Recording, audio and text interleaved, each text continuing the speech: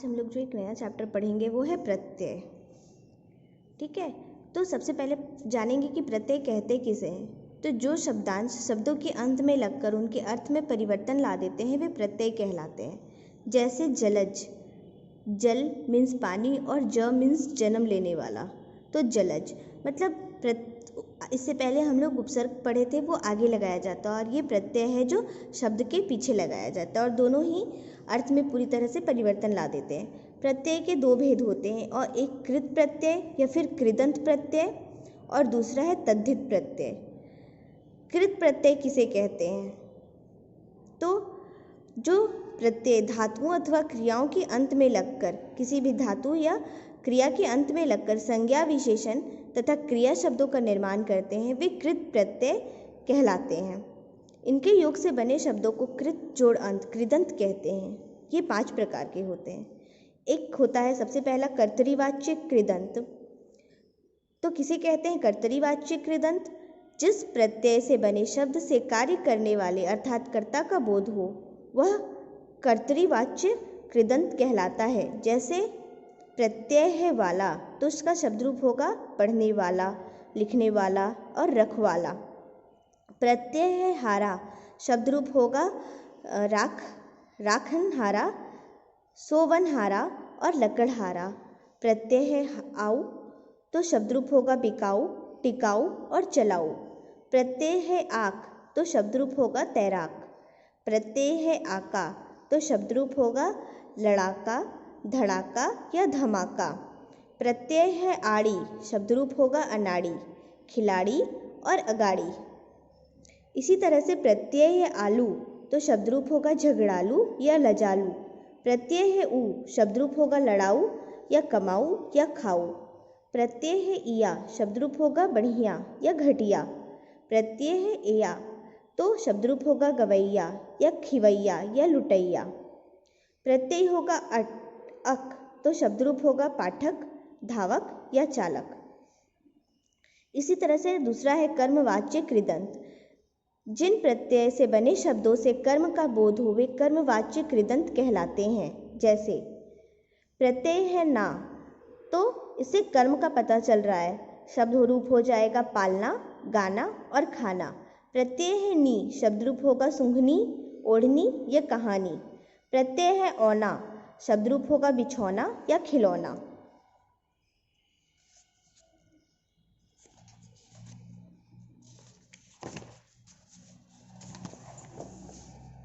करणवाचक कृदंत। जिन प्रत्ययों से बने शब्दों से क्रिया के साधन का बोध हो वे करणवाचक कृदंत कहलाते हैं। जैसे प्रत्यय है आ तो शब्द रूप है झटका या झूला।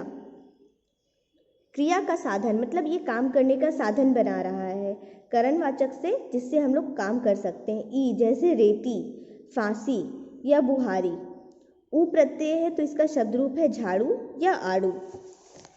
प्रत्यय है न, शब्द रूप है बेलन, झाड़न या बंधन। प्रत्यय है नी तो शब्द रूप है धौंकनी या कतरनी। भाववाचक कृदंत। जिन प्रत्ययों से बने शब्दों से भाव अर्थात क्रिया के व्यापार का बोध हो वे भाववाचक कहलाते हैं। मीन्स इससे इमोशंस का पता चलता है। जैसे प्रत्यय है आव तो शब्द रूप है बहाव, चढ़ाव, खिंचाव या बचाव। प्रत्यय है आई तो शब्द रूप है बुनाई, लड़ाई, कमाई या पढ़ाई। प्रत्यय है आप तो शब्द रूप है मिलाप या विलाप। प्रत्यय है आहट, शब्द रूप है चिकनाहट, घबराहट या चिल्लाहट। प्रत्यय है आवा, शब्द रूप है बुलावा या छलावा। प्रत्यय है आन, शब्द रूप है उड़ान या थकान। प्रत्यय है आस, शब्द रूप है प्यास या निकास। क्रियार्थक कृत प्रत्यय। जिन प्रत्ययों से के योग से क्रिया विशेषण, संज्ञाएं, अव्यय अथवा विशेष प्रकार के क्रिया शब्दों का निर्माण होता है उन्हें क्रियार्थक कृत प्रत्यय कहते हैं। जैसे प्रत्यय है ता, शब्द रूप है चलता, बहता, डूबता, चढ़ता, रमता, खाता और पीता। प्रत्यय है या तो शब्द रूप बनता है आया, खाया, खोया, पिया, सोया और नहाया। प्रत्यय है कर तो शब्द रूप बनता है लिखकर, पढ़कर, खाकर, देखकर और सुनकर।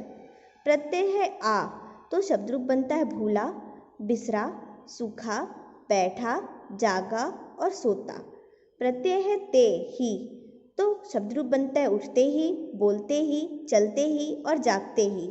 प्रत्यय है ना तो शब्द रूप बनता है दौड़ना, खेलना, तैरना, मांगना, पढ़ना, खाना और रोपना। प्रत्यय है ते तो शब्द रूप बनता है हंसते हंसते, खाते खाते, चलते चलते और बोलते बोलते। अब है तद्धित प्रत्यय। तो तद्धित प्रत्यय किसे कहते हैं? जो प्रत्यय संज्ञा, सर्वनाम, विशेषण अथवा अव्यय के अंत में लगकर नए शब्दों का निर्माण करते हैं, वे तद्धित प्रत्यय कहलाते हैं। इनके योग से बने शब्दों को तद्धितांत अथवा तद्धित कहते हैं। जैसे तद्धित प्रत्ययों के भेद इस प्रकार है। कर्तृवाच्य तद्धित, जिनसे किसी कार्य के करने वाले का बोध हो। जैसे आर शब्द रूप हो गया सुनार, लुहार और कहार। प्रत्यय है इया, शब्द रूप है सुखिया या दुखिया। प्रत्यय है ई, शब्द रूप है योगी, रोगी या सुखी। प्रत्यय है उआ तो शब्द रूप है मछुआ या गेरुआ। प्रत्यय है वाला तो शब्द रूप है टोपी वाला, घर वाला या गाड़ी वाला। प्रत्यय है हारा या हार तो शब्द रूप है लकड़हारा, पनिहारा या मनिहार। प्रत्यय है ची तो शब्द रूप है माशलची या खजांची। प्रत्यय है गर तो शब्द रूप है कारीगर, बाजीगर या जादूगर। दूसरा है भाववाचक तद्धित, जिससे भाव व्यक्त हो उसे भाववाचक संज्ञा बन जाए। जैसे प्रत्यय है आई तो शब्द रूप है सफाई, भलाई या बुराई। प्रत्यय है आहट तो शब्द रूप है चिकनाहट या कड़वाहट। प्रत्यय है ईमा तो शब्द रूप है कालीमा, लालिमा या महिमा। प्रत्यय है पा तो शब्द रूप है बुढ़ापा या मोटापा। प्रत्यय है ता तो शब्द रूप है महानता, प्रभुता, लघुता या सुंदरता। प्रत्यय है ई तो शब्द रूप है गर्मी, सर्दी या गरीबी। प्रत्यय है औती तो शब्द रूप है बपौती या मनौती। प्रत्यय है त तो शब्द रूप है रंगत या संगत। प्रत्यय है पन तो शब्द रूप है पीलापन, बचपन या लड़कपन। प्रत्यय है गी तो शब्द रूप है जिंदगी या मर्दांगी। नेक्स्ट है संबंधवाचक तद्धित, जिससे संबंध का बोध हो। जैसे प्रत्यय है आल तो शब्द रूप है ससुराल या ननिहाल, इससे संबंध पता चल रहा है। जैसे प्रत्यय है जा तो शब्द रूप है भांजा या भतीजा। प्रत्यय है एरा तो शब्द रूप है ममेरा, चचेरा, फुफेरा। नेक्स्ट है लघुता वाचक तद्धित, जिनसे लघुता का बोध हो। जैसे इया तो शब्द रूप है लुटिया, डिबिया, खटिया या दुखिया। प्रत्यय है ई तो शब्द रूप है कोठरी, टोकरी, ढोलकी या लालची। प्रत्यय है टी या टा तो शब्द रूप है लंगोटी, कछौंटी या कलूटा। ड़ा या ड़ी तो शब्द रूप है पगड़ी, टुकड़ी, बछड़ा या मुखड़ा। नेक्स्ट है गणनावाचक तद्धित, जिससे गणना का बोध हो। जैसे प्रत्यय है हरा तो शब्द रूप है इकहरा, दुहरा, तिहरा, इससे संख्या का पता चल रहा है। प्रत्यय है रा तो शब्द रूप है दूसरा या तीसरा। प्रत्यय है ला तो शब्द रूप है पहला, अगला, पिछला। प्रत्यय है वां तो शब्द रूप है सातवां, पांचवां, 16वां।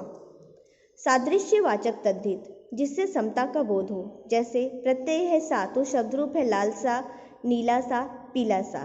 प्रत्यय है हरा तो शब्द रूप है सुनहरा। नेक्स्ट गुणवाचक तद्धित, जिससे गुण का पता चले। जैसे प्रत्यय है आ तो शब्द रूप है मैला, भूखा, प्यासा, ठंडा। प्रत्यय है ई तो शब्द रूप है भारी, धनी, लोभी, क्रोधी। प्रत्यय इय शब्द रूप भारतीय, वांछनीय, अनुकरणीय। प्रत्यय इला शब्द रूप शर्मीला, रंगीला या सजीला। प्रत्यय एला शब्द रूप विषैला या कसैला। प्रत्यय लू शब्द रूप श्रद्धालु, दयालु। प्रत्यय वंत शब्द रूप दयावंत या कुलवंत।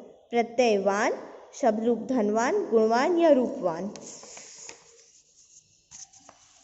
इसी तरह से स्थानवाचक तद्धित, जिससे स्थान का बोध हो। प्रत्यय है ई तो शब्द रूप है पंजाबी, बंगाली, गुजराती, बिहारी, कश्मीरी और भोपाली। प्रत्यय है इया तो शब्द रूप है कलकतिया, जबलपुरिया, मुंबईया। प्रत्यय है वाला तो शब्द रूप है दिल्ली वाला, पंजाब वाला और बनारस वाला। नेक्स्ट है स्त्रीलिंग तद्धित प्रत्यय, जिससे स्त्रीलिंग का बोध हो, जैसे ई तो शब्द रूप है चाची, मामी, लड़की, नारी, बेटी, ब्राह्मणी, काकी, दादी। प्रत्यय है इन तो शब्द है कहारिन, मालिन, ग्वालिन, धोबिन, लुहारिन और सुनारिन। प्रत्यय है आ तो शब्द रूप है शिष्या, बाला, प्रिया, जाया, वृद्धा, मुग्धा या सुता। प्रत्यय है आनी तो शब्द रूप है जेठानी, देवरानी या सेठानी। प्रत्यय है नी तो शब्द रूप है शेरनी, पत्नी, इंद्राणी। प्रत्यय है शी तो शब्द रूप है विदोषी या महिषी। इसी तरह से लास्ट है बहुवचनवाचक तद्धित प्रत्यय, जिससे बहुवचन का बोध हो, जैसे प्रत्यय है ए तो शब्द रूप है मालाएं, कन्याएं, सड़कें, पुस्तकें, नहरें, बहुएं, बोतलें। प्रत्यय है या तो शब्द रूप है चूहिया, कुर्सियाँ, बेटियाँ, गुड़िया, पगडंडियाँ, रानियाँ और दवाइयाँ। इसी तरह से हमारा प्रत्यय का चैप्टर भी कंप्लीट होता है। फिर से हम लोग मिलते हैं एक नए चैप्टर के साथ, तब तक के लिए थैंक यू।